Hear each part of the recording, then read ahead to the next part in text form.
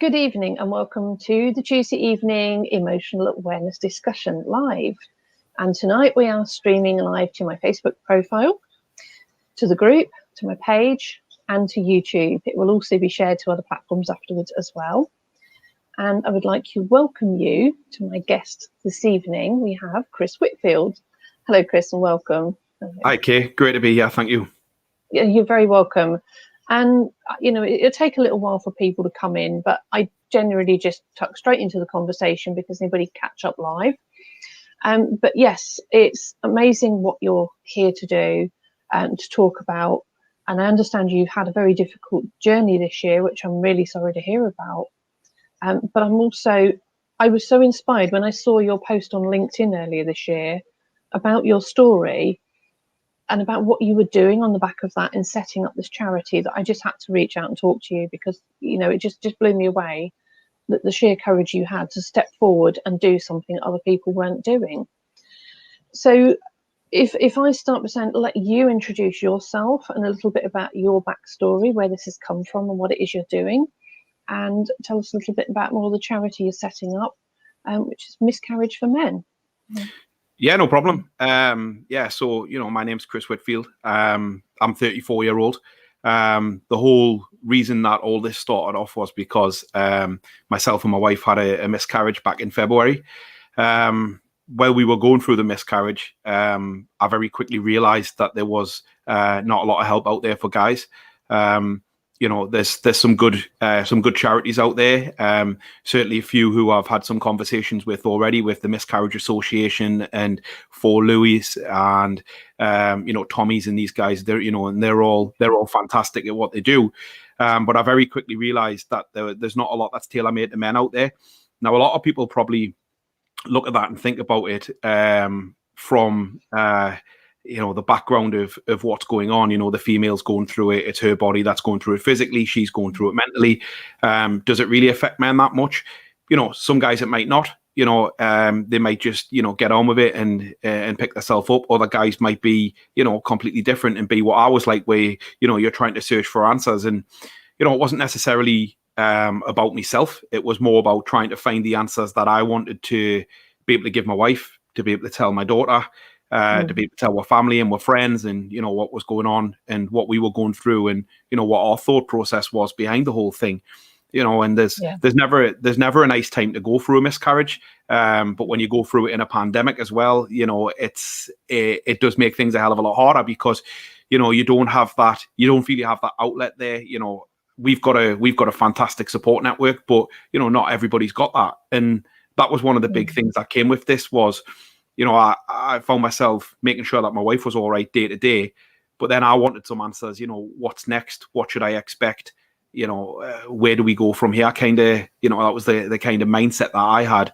And I found it very difficult to try and find these answers. So I found myself going online, you know, after hours. You know, my wife was in bed, she was asleep. I'm trying to find out, you know, what's happened, you know, why has this happened?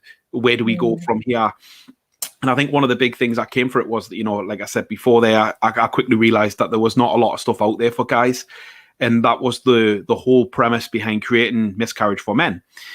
And, you know, I sat down at a laptop, and I've never, ever built a website. You know, I come from a shipping background, you know, and I thought, right, okay, let's have a look at this. Sat down, I watched a YouTube video and thought, yeah, okay, I'll have a crack at this. You know, I can do something. And that was my platform to be able to channel my grief. And by doing that, I managed to channel my grief by helping other people. That's what I wanted to do. And, you know, I've had this conversation a few times now in terms of, you know, how did you manage to keep yourself strong in order to be able to do that? And it was never about keeping myself strong. What I done was I built the website for one person, and that one person was myself. And what it allowed me to do was, it allowed me to write down my thought process about what I was going through at that time. And, you know, like I said before, you know, I've got a great support network. You know, I could ring my friends up at 2:00 in the morning and quite happily say to them, you know, guys, look, I'm going through this, I need a chat, you know, and they'd pick the phone up.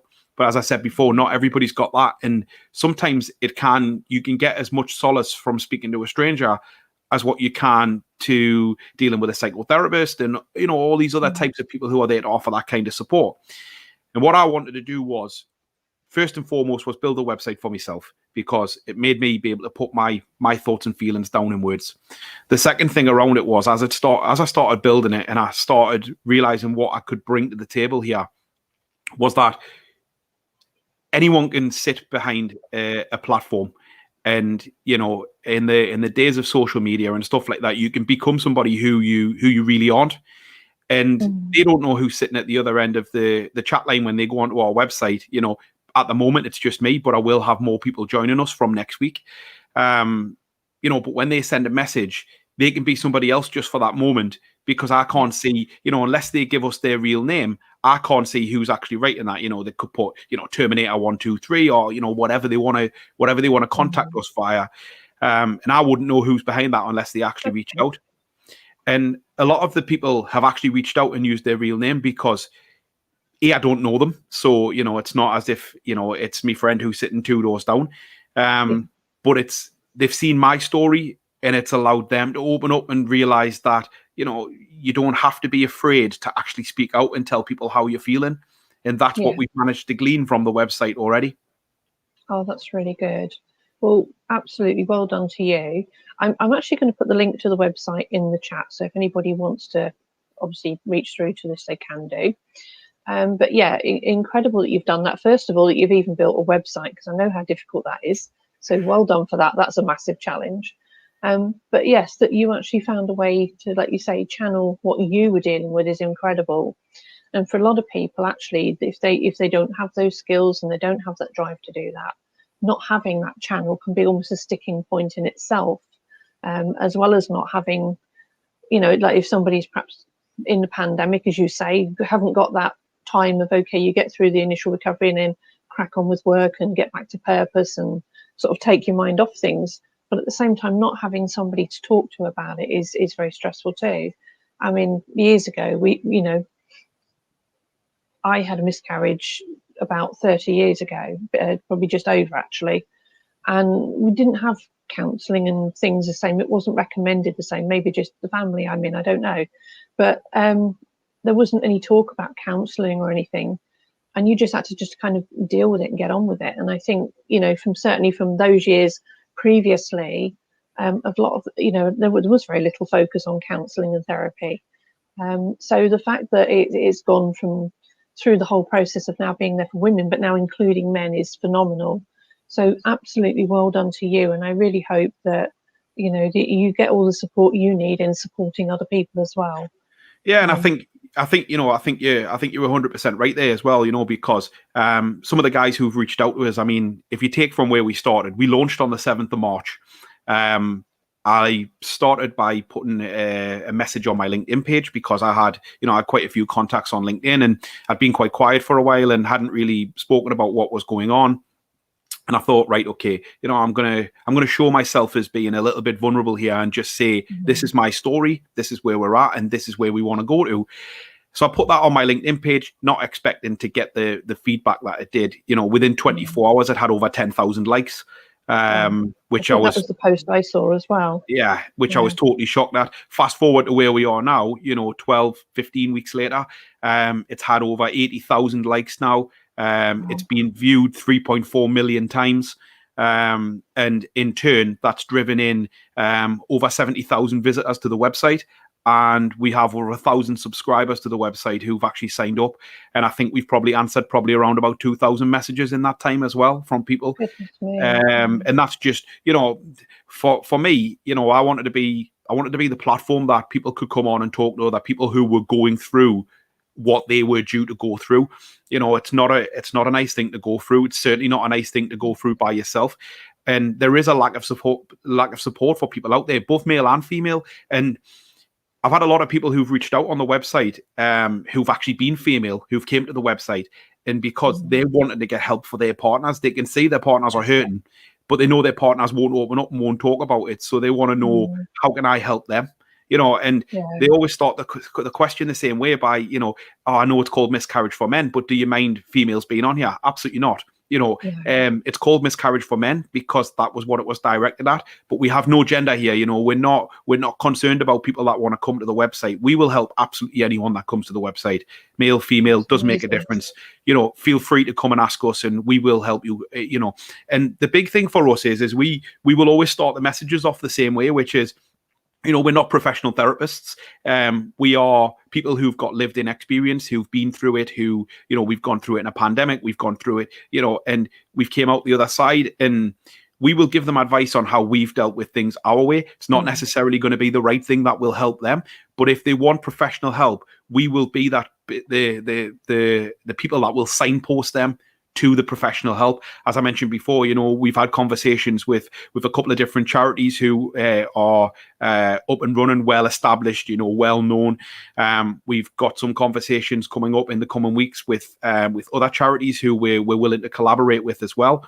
And we will be the company that will signpost people to the right place. We're a non-for-profit. We're not taking money or anything like that. We had a GoFundMe set up for a little while, which was just to keep the website running because I was putting everything into the business myself. But we will never ever take money off people. And the stuff that we've brought in, what we've done is we've actually sponsored other people. So when they're doing charity events and stuff like that, we've actually just moved it straight into their business accounts in order for the charity, because we don't need money. We run a website. We don't need to rely on other people to help us out with that. And I would much rather see it go, Tommy's, For Lewis, all these guys, because they are the ones who are providing that support from an actual physical background in terms of being able to offer, therapists, offer memory boxes, all this type of stuff, and they're absolutely fantastic what they do. And the thing is with that as well is I will collaborate with any other business that wants to come forward and collaborate, because it doesn't matter whether there's one website or 5,000 websites that are the same as mine. It's all about helping that one person. And if we can help that one person and lift that dark cloud off them, that's all that we want to do. That's what we want to be here for. And we've seen that, already, with the feedback that we've had. Yeah.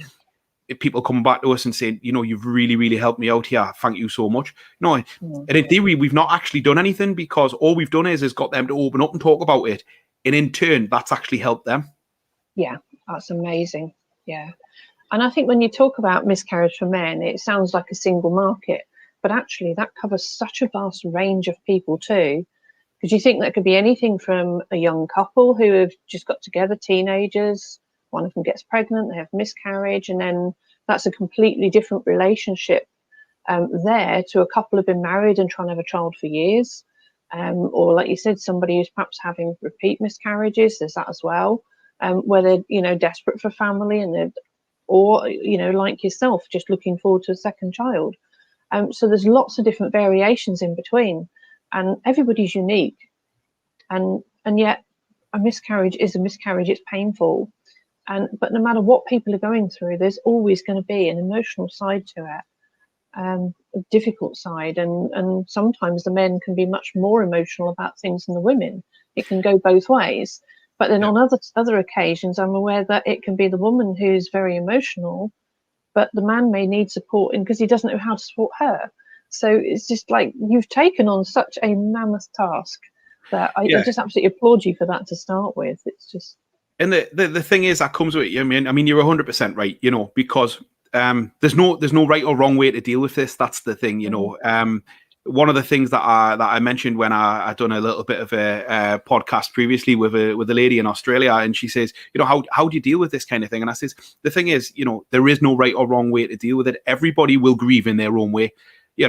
For me, my grieving was to set my website up. That was the way that I dealt with it. Other people, they will go into a shell and they'll just carry on with day-to-day life, and and that's absolutely fine as well. If that's the way that they think that is the best way to get them through that, that's absolutely fine. And there's some guys who've reached out on the website who said, I don't feel that I know how to grieve, and it's hard to try and explain that to them, because they subconsciously they think that they're not grieving, but really they are, because they've already opened up and actually started talking about it. And that's the first point. And like I said before, we will signpost people to the help that they need. Like I say, there's just me for now, but I've got 3 guys who will be joining me from next week, who are all from an array of different backgrounds. One guy who's went through IVF with his partner numerous times, and have now had 5 miscarriages, which is, it's unthinkable. It's absolutely unthinkable that this sort of thing has to happen.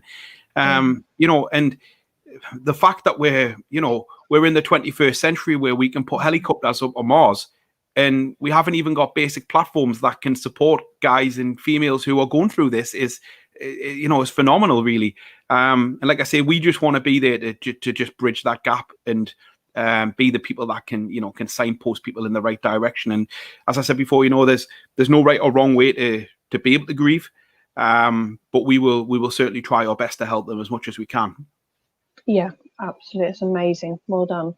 And just like you said, so many different reasons behind this. But how do you said you've answered over 2,000 messages already. How do you fit this in around your family and your work? I mean, have you actually had any sleep since February? And building the website. It's been crazy, because I kind of finish my my day-to-day job, and then I come on and I do these kind of things on a night time, and I'm answering messages. Podcast, and I'm answering messages, on a night time, and it's been a crazy couple of months, but I'm at a stage now where things have. I think the first 2-3 months were extreme. I was finding myself that I was at the point where I was getting to that point where I could feel that I was going to burn out because I was doing so much, and I kind of took a step back, and I was like, right, I need to reanalyze this, how we can make it work better. So we redesigned the website. I had a fantastic lady called Anya Porter who offered her services to me. It's what she does for a living. And she said, look, I can tailor make the website so that we can make it a bit more fluid and people can make it a little bit easier to navigate. And, it might alleviate some of the questions that are coming in and drive them into the forum rather than coming into the inbox. And it has, and it's worked like that. I've had some conversations with guys in Australia. I've had some conversations with guys in America, who also don't have this sort of platform in them countries. And you think America, it's huge, and the fact that they don't even have something like this is phenomenal. And in the coming months, we will tailor make a page on the website to an American site, and 2 months after that, we will tailor make one to an Australian side as well. So we will have charities that are based in America and charities that are based in Australia, who we will also signpost people to. And by the end of this month, we will be 24-hour operational. So we will have somebody online 24 hours a day who will be able to post and signpost people to the right directions that they need. So it's been a bit of a crazy few months, but it is getting to that point where it's starting to get a bit easier. And like I say, once I have the other guys on board and we know the direction that we want to move in, it will make things a lot easier. And it means I can take a bit of a step back. And, I've got no problem doing podcasts with people, and I've got no problem joining different forums that I've been asked to join. Which is where I'm going to mainly focus on moving forward. And I will have people involved day to day who will be actually on the forum, and they'll be able to reach out to me and say, look, where do you think we should send these people from, who've got this specific questions that are being asked. So it has been crazy, but it's worked. And I'm very grateful that it has worked because, like I say, I never expected it to get to the stage that it's at right now. But it proves that it's a platform that's been needed. Yeah, absolutely. 100%. I mean, as soon as I saw your post and you said what you were doing, I'm like, that's the first time I've ever seen anything like that mentioned. And I just felt so proud for you, even though I didn't know you. It was just like, I felt so proud for you stepping up like that. Just the first time I saw it, and I thought that was amazing. Your wife and your daughter, how are they coping? What do they think about it? And are you looking forward to getting some more time back with them again? Yeah, absolutely. I mean, the big thing is, I sat down with them when I started building the website. I didn't want to show them what I was doing until it was finished. Okay. And I sat down with them and I showed them what I'd done. And they're both on board. My daughter's been helping us arrange my diary in order, doing podcasts and everything like that, which has been great. My wife's not actively involved in it at the moment, but she's going to get involved moving forward. Not to the point where she'll be answering questions of people and things like that, but certainly, diary requests and podcast requests and stuff like that. She will handle all the admin side of that moving forward, which is good because then that frees me up again. It's always difficult. How do you explain to a 12-year-old that the brother or sister won't be joining them this year? That's a difficult conversation in itself. But the big thing with that was just being upfront and explaining, because she's coming up to being a teenager. They're learning about biology and stuff like that in school. So rather than trying to sugarcoat it, we explained what had happened, saying that my wife Jade had gone through a miscarriage. I says, if you've got any questions, ask. I probably can't answer them because, it's going to be like, well, why has this happened? Yeah, I don't know why it's happened. It's genetic. It's one of them things. But the best thing for me was just being upfront. And I just says, if you've got any questions, come and ask. And I'll try and be as, upfront and as clear as I possibly can be. But I just says, unfortunately, these things happen. We know 1 in 4 pregnancies end in miscarriage. We're not the first. We certainly won't be the last. So it was just about being upfront and, just trying to explain to her that, these things unfortunately happen. So. Yes. So just from a point of supporting people watching who are going through anything, I mean, there's miscarriage and then there's stillborn. So, at what point would you say this is no longer, well, I mean, I'm assuming you would support anybody, but, how would you describe to somebody the difference? Is that something you've looked at or you've had people come to you for support for already?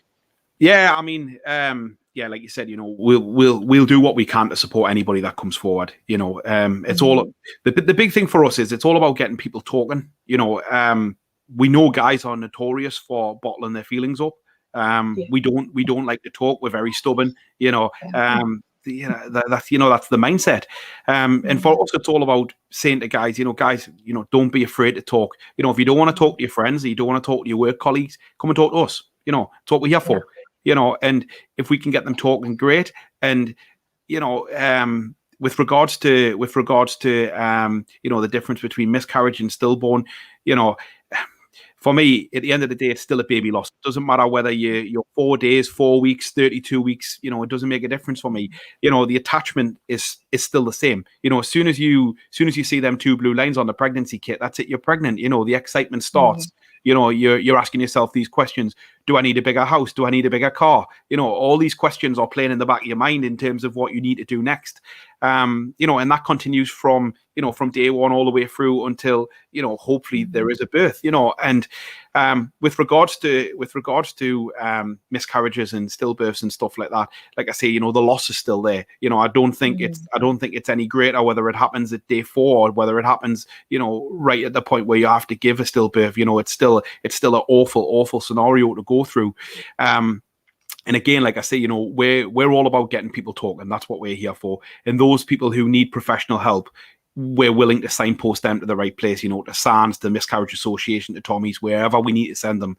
And we're happy to take that on, because we're dealing with people, from these organizations. We're happy to say, look, if you don't want to speak to them, we'll quite happily pass your details on and we'll ask them to give you a call, because they're the professionals at the end of the day. That's what they're there for. We're not the professionals. We're a group of guys who've been through it. We've lived through it. But we're not the professionals. We're not the therapists. We're not these people. But we'll actually actively say, look, if you want to speak to these people, give us your details. We'll get in touch with them. We'll tell them a little bit about your backstory, and you can have the proper conversations with these guys. That's amazing, because it's like being that stepping stone to something that they just don't quite feel ready to reach out for. And yet they'll reach out and, like you said, talk to a total stranger, but not feel like therapy is the right thing to ring up for. And then It's amazing. You can then connect them with that and say, actually, yes, that maybe is what you need. Or, here are the right ones for your circumstance. That's amazing. Yeah. Very, very, very difficult for anybody in any situation to reach out for help. And it's not just men, women as well. We're all like that when we need help. It's difficult to reach out and say, I need help, or I'm going through depression or stress or grief or whatever. And it's human nature to become sort of reclusive and shield ourselves physically, but we do the same emotionally. And sometimes we just need that step up or a stepping stone to somewhere. And it's just absolutely incredible what you're doing. It genuinely is. And, like I say, it was always just about helping that one person.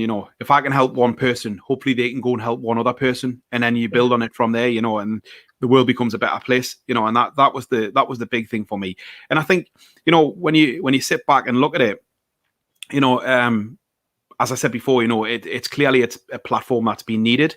And I think one of the good things that's come out of it is the amount of companies that are actually reaching out to Miscarriage for Men as well, and saying, can we have a chat? Will you be willing to join, one of our ERP platform programs and chat about your experience and all that kind of stuff? And it's great because, it's another thing that's severely overlooked is, miscarriage and stillbirth actually in the workplace, because, as sad as it is, I've had some people who've reached out to me and said, how did you deal with your workplace? Now, my workplace were great. I told my boss, look, me and my wife have gone through a miscarriage. I need some time off. And he went, yeah, no problem. Let me know when you'll be back. That's the way that it should be. Yes. People aren't going through this to take the mick. They're not coming to you and saying, oh, I've had a miscarriage because I want an extended holiday. They're coming to you because they're actually grieving and they need some time to sort out, what's happening with their partner, what's happening with their children, with childcare, all this type of stuff, and I think that's where a lot of companies fall down, and now we're starting to see companies come out and actually say, look, we're introducing a policy that is for people who are going through a miscarriage, for stillbirth, through an abortion, all these types of things, which is great. Channel 4 have just recently launched a new policy not long ago. They were fantastic. Lidl have just done the same now, where they're now giving paid time off as well. And there's a few other companies out there as well. Monzo, the credit card company, they've done the same. And actually governments are actually standing up and taking this similar stance now. India have got a policy in there for miscarriage. New Zealand have got a policy in there for miscarriage. And it's now the time where these sorts of things should be put in place. And companies should have this embedded into their HR policies, whereby, if a parent or a partner is going through a stillbirth or a miscarriage or, anything along them lines, they should be given paid time off. Because for me, how can someone come back to work and give 110% if they're going through this in the back of their mind? They might show no grief at all, but in actual fact, they're grieving inside, and that's the problem. So you go back and you sit at your desk and you start typing away.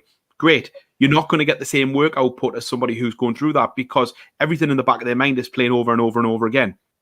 And, companies should realize that this is the way forward. If they're going through that sort of thing, they need to be given the time off to be able to grieve, to be able to sort out what's going on, because you're not going to get the full workforce from them because their mind's elsewhere. That's, it's common sense. It's like anything, regardless of it being a miscarriage or a stillbirth or whatever, you have a close family member who passes away. Again, your head's in the clouds because you're trying to work out what to do. You're not going to get the output that you need from them.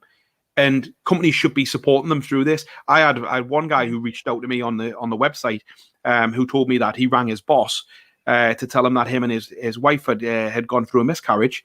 And his boss turned around and said, well, I hope you're not taking time off because we're too busy. Oh, that's disgraceful. And it's absolutely disgraceful. And that is how people are, because not everybody's got that empathy. Oh. And that's not even so much about the company. That's an individual. It is. That's just a very unsympathetic individual. Yeah. And I think doesn't deserve that role when they're like that.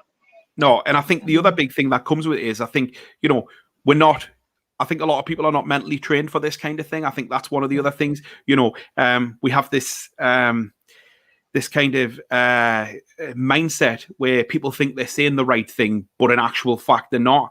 And I think that's a difficult one as well, because you end up with this this false positivity, if you will, because you're in that mindset where people say, oh, don't worry, you're young enough to try again, these sorts of things.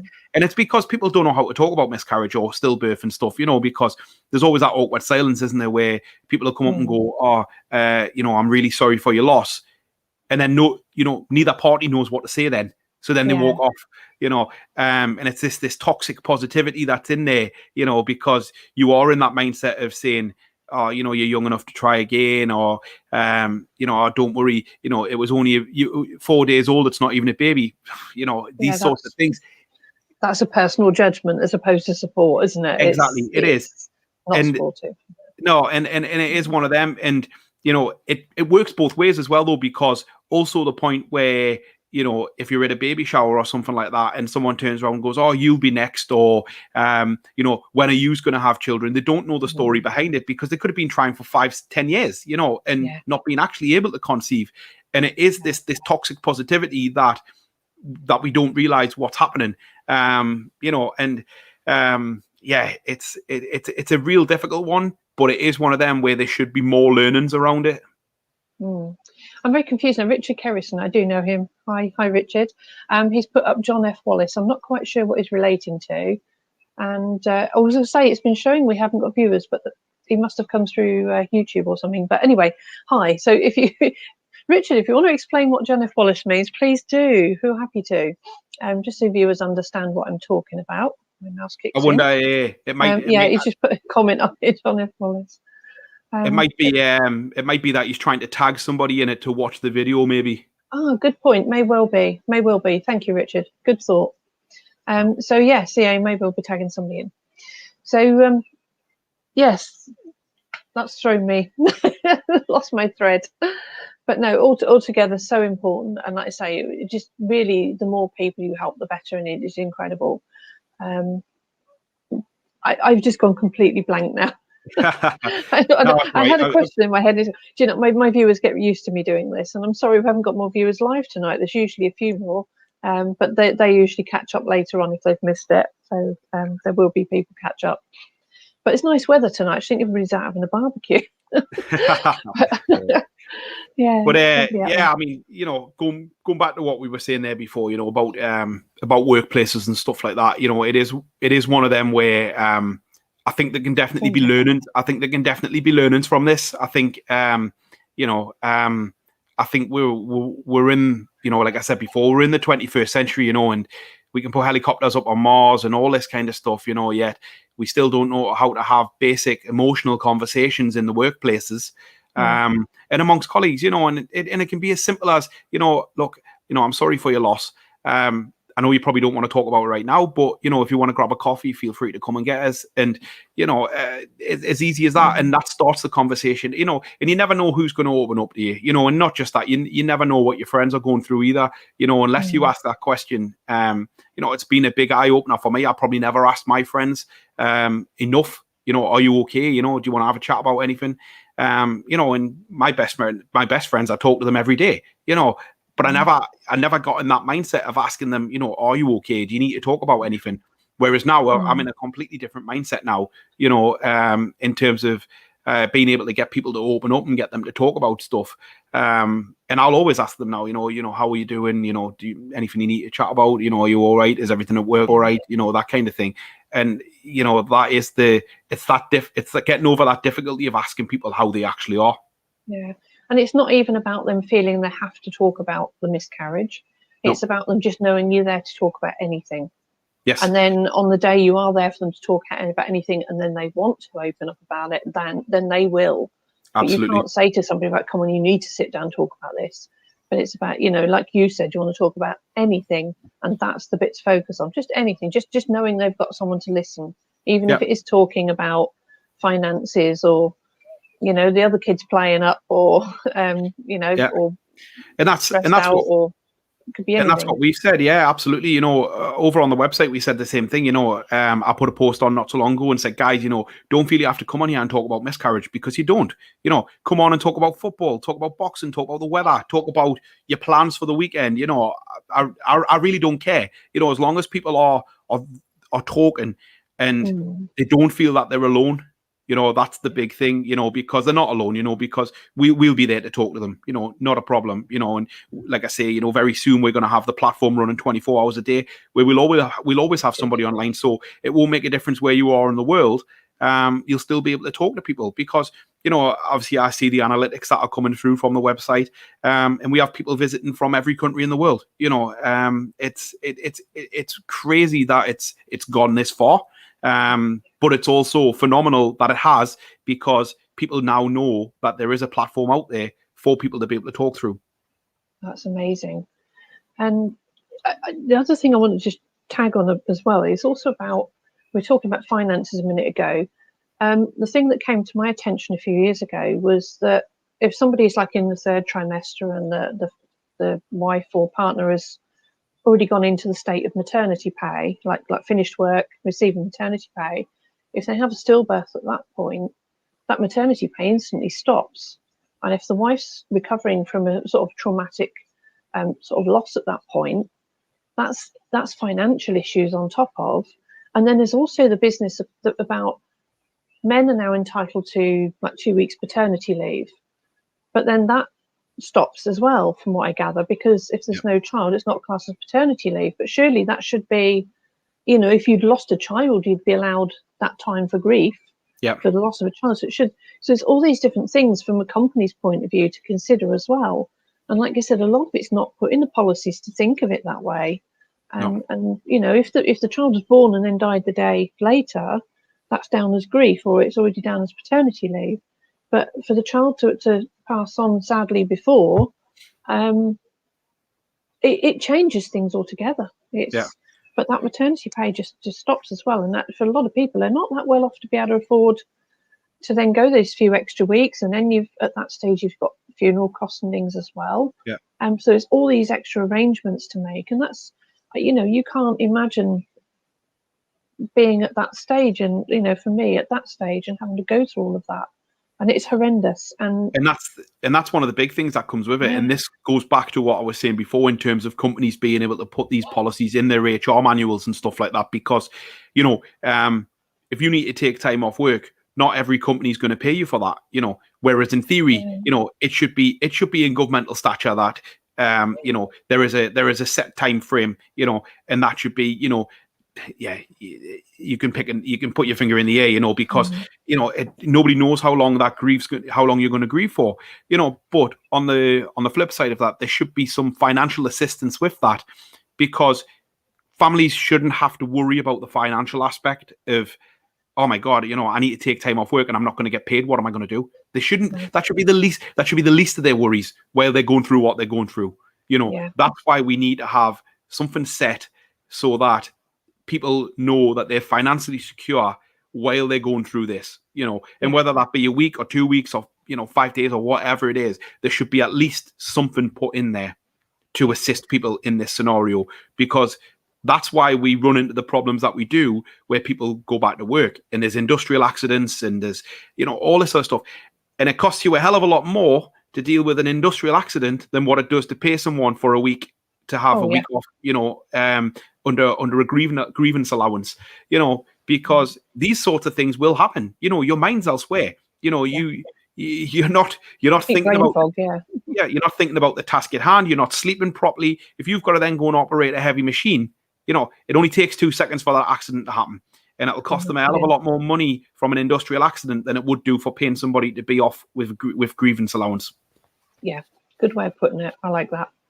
So, no, I sincerely hope that, this message not only helps individuals, but helps companies to understand their part in helping people through this as well, because that is just as equally important for that support, even if it is in a document and it is in the financial side, and just knowing there's that time frame to grieve and just time to come through that. That's, like you said, so important, such an important part of the process. So, the work you're doing is incredible, and I'm pretty sure that other people will step up behind that and pick up other issues on the back of this and work with that and challenge the companies, when you're supporting the individuals. And I'm just so absolutely blown away by the work you are doing. It is incredible.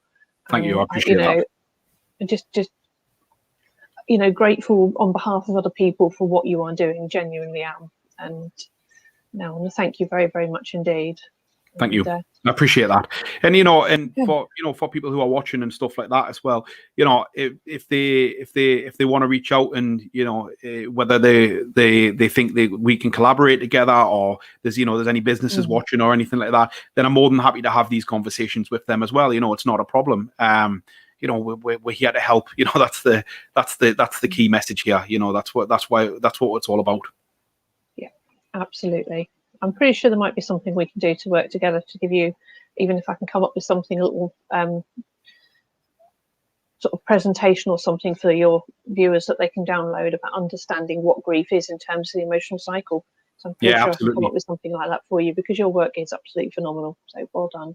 Thank you. I really appreciate that. Thank you. Well, I think we are going to be wrapping up a little bit earlier tonight than usual. But no, unless is there anything else you want to cover before we wrap up tonight? No, I think we've pretty much covered the majority of what we're doing. Obviously, you've put the website in the chat page there, so people can reach out to us. That's not a problem. We're live across the social media platforms as well. We're Instagram and Twitter, but you can find all that on the website. And like I say, we're just here to help. That's the key message here. We will get bigger. I guarantee that. Like I say, we've got some very important projects coming up in the coming weeks and months. And in a post-COVID world, when we eventually get there, we will be arranging some like live meetups as well. And that, all that's going to be about is getting a group of guys together and, maybe having a beer together or whatever, and just being able to show that, we are here to help people, and if you want to have a chat, you can meet us, meet the team. And we'll probably do that in a couple of different locations, so we can cover certainly the whole of the UK at least. And if that stretches out further across continents, then, so be it. Oh, that's amazing. Well, there we have it, ladies and gentlemen. Anybody viewing on Catch Up, you are seeing and hearing Chris Whitfield describe the amazing work of Miscarriage for Men charity, which does exactly what it says, supports men who are going through miscarriage. Thank you so much indeed. And like you say, this is going to be going a long, long way. This is just the beginning. I really feel it for you. And I look forward to seeing where your journey goes and hearing what amazing work you do supporting so many people. But thank you very much for having me. Thanks very much for having me. You. And yes, all the best for your personal future too. And thank you. Hope everything works out for you how you want it. Thanks very much. All right. Well, thank you ever so much, Chris. And to anybody else, don't forget, likes, comments, subscribe to the channel to catch the weekly live conversation as we have done tonight. We do 7 o'clock every Tuesday evening, and look forward to seeing you again next week. Take care, everyone. Bye-bye.